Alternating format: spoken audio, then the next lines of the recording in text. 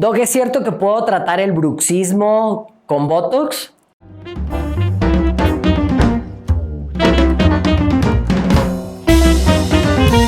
El bruxismo como tal es ese rechinido de dientes que en ocasiones los pacientes pueden estar realizando de forma consciente e inconsciente a lo largo del día, pero en la mayor parte de los casos es cuando el paciente se encuentra durmiendo.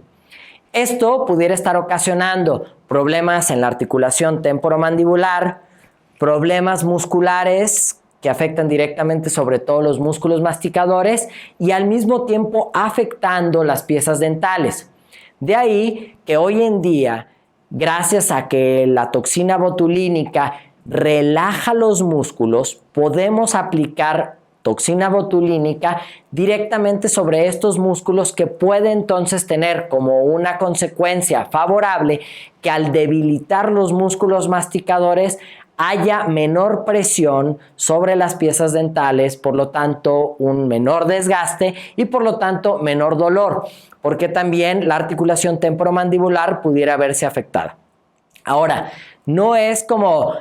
yo rechino los dientes, voy a ir a que me ponga Botox el doctor. No, porque necesita llevar una serie de estudios, saber identificar, existen algunas situaciones muy particulares, por ejemplo, existen ciertas parasitosis donde se logra identificar que los niños, por ejemplo, que tienen ese rechinido de dientes, pudiera ser que tuvieran parásitos por ahí en la región perianal y entonces pudiéramos estar dejando pasar un dato clínico que nos diera el diagnóstico por tratar de evitarlo únicamente a través de Botox, ¿no? O bien que hubiera alguna deformidad,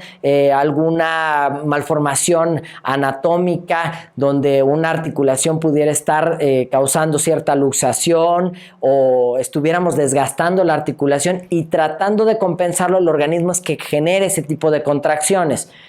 Ojo, hay que identificarlo esto. Normalmente las personas que pudieran estar bien capacitadas para identificar todo este tipo de problemas son cirujanos plásticos, reconstructivos y estéticos, cirujanos maxilofaciales y los dentistas que pudieran realmente canalizar hacia estos dos especialistas para poder identificar qué es lo que realmente está pasando a este nivel.